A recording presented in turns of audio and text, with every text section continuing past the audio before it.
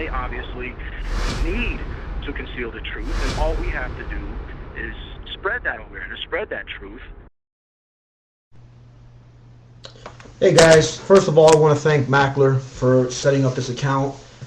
It's very helpful. There's been a couple of people who have done this for me in the past to have uploaded my videos, put them on private, and then hand the accounts over to me so that I don't have to spend all day and night doing these things, and I appreciate that very much. So anyone else wants to do that, by all means. As you can see, I went through 3 accounts 2 days ago. That was the last time that I was active here. Bottom line is I take breaks. I'm on my, I don't know, nearly 80th account at this point in time, 77th, something like that.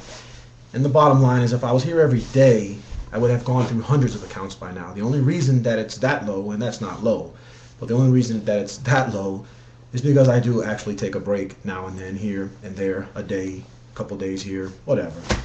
Anyhow, I thank all of you for the effort of re-uploading my videos, and for Mackler for taking it one step further and setting this account up for me, which he did a couple of months ago. Anyways, what can I point out today? One thing I'd like to talk about is how our rights are taken slowly, how certain things are done, and it's done over time. My analogy, and I've used this several times, about frogs in a pot of boiling water. For those of you that don't know, if you stick a frog in a pot of boiling water, already boiling water, he'll jump right the hell out. But if you put him in a pot of room temperature water and you slowly turn the heat up, he'll just stay there and let himself be boiled to death, cooked alive. And essentially that's the tactic that they use on us when it comes to several things. For instance, in 1913, the federal income tax was 1%. 1%. Over time, that increases little by little. So initially, if they would have came out and said you're going to be taxed 35% or whatever it is at this point in time, it's 30-something%, the people would not have went for that. But the fact that it was done little by little, they did. And I can also use the same type of, not analogies, but references when it comes to immigration as well. Let's just talk about Britain. Do you think the Brits in 1950, for instance, would have allowed the millions of immigrants that are now there? And I'm not here to pick on immigrants. It's not their fault, but to the native Brits, can you sit here and say that anything positive has come from this mass immigration that was imposed upon them? Of course not. They're losing their culture, they're losing their lives, and their very existence is being threatened. Any reasonable person can see that. So, but would the people in 1950 have accepted a mass influx of immigrants?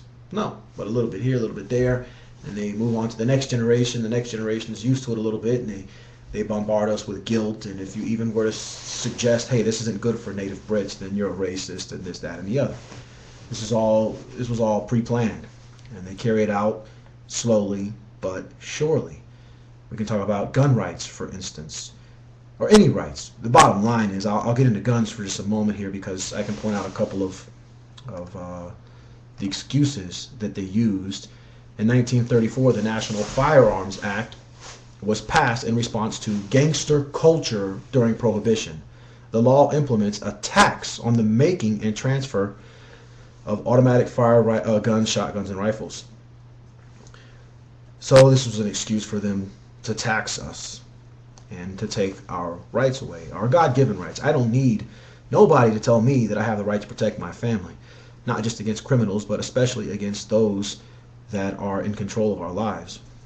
In 1968, Congress passes the Gun Control Act, and this was in relation to Lee Harvey Oswald, since he used a mail-order gun to assassinate President Kennedy, which there's a lot of doubts that he assassinated or that he acted alone, and I don't want to get into that right now, but they of course use that as an excuse. And not many people are going to argue with that. Everyone loved President Kennedy. They're not going to see through the bullshit to realize that was just another excuse, just like 9/11 was an excuse for them to take more of our rights away, to implement things like the Patriot Act and whatnot. And not only do they kill us when they do things like that, they then take the rest of our rights away. It's an outrage. It's an absolute outrage. Same thing with the Brady Bill and a couple of other points that I don't really need to get into. But I don't know. You know, that also leads me into another point. There's this thought that we either have big business or big government. not necessarily both. Well, we do have both. We have big business, a greater gap in the division of wealth. That's obvious, and it's going to get greater during this depression that we're now going through, that we've been brought into. This was not an accident. This was not some oversight or slip up. This was deliberate. Coming out of the back end of this depression, we're all going to be conditioned to have less for ourselves. The people that are in charge are not going to be harmed by this. As a matter of fact, their power and their wealth will only grow. It'll multiply because they will buy up all the business and all the industry that will collapse. The mom and pop places that can't get through this unscathed, they'll have to sell. And big business will be there to buy it all up without a problem. And during this time, more of our rights will be taken away. Nothing new with that. So big business is even bigger, and big government is coinciding, because the people that run big business also run the government. The government is there to control you, to keep you in line. It's not there to protect you. It's not there to do a damn thing for you other than keep you in line. It is an extension of the people that are in charge. The people that run big business. The people that run the media. It's all the same. It's all the same. And you've also been conditioned to not question this group of people. The Jews. I'm not going to call them Israelis. They're Jews. You've been conditioned to not question them. My even saying the word Jew sounds racist and anti-Semitic and hateful. I understand. But that's because they've conditioned you to think that.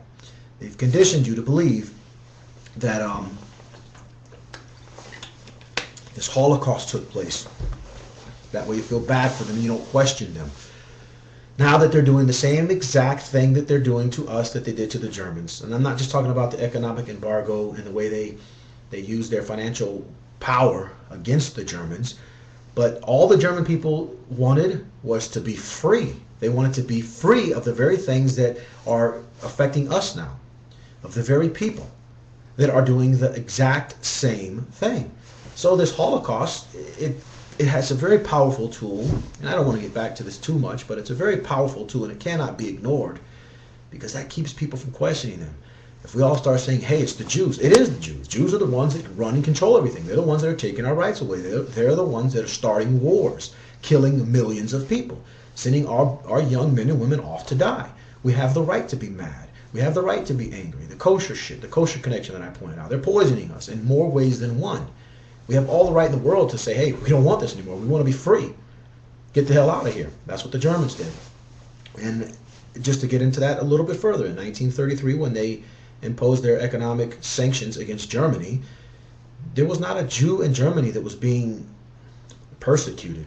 Not that they ever were. The Germans were defending themselves against these Jews. But my point in this is, the same people are doing the same things to us. They're taking our rights away. They're taking our livelihood, everything.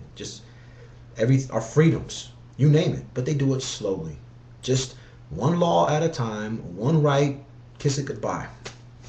Then the next one, then the next one. You get conditioned and you accept these things.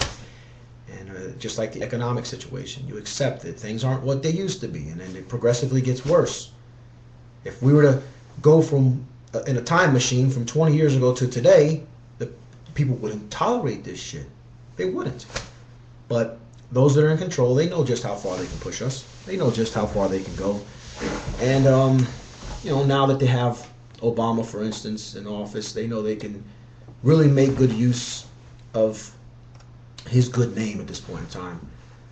So expect them to run with that, take more of our rights away, and do more damage than ever before.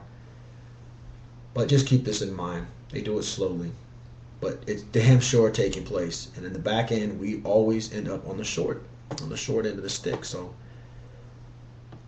but what good does it do to sit here and focus on the government, the Democrats, the Republicans? All these people are controlled by the same people that are ultimately in charge. Can't say this enough. We need to focus on those that are truly behind these things. Why are we not allowed to question Jewish people? Why? Well, because they're in charge. Just like in any organization, you can question anyone, but you cannot question the boss. They have that set up very wonderfully. They have the media backing them up, supporting them, keeping you from questioning them. They have laws in effect in many countries where you cannot question even the things that they've told you about history, let alone what's taking place today. Oh well, that's my news for today. The account that I'm on is Truth Be Told 33. Again, thanks Mackler. This really is my account now. I've taken it over, and I'll be on to the next one soon. Take it easy, guys.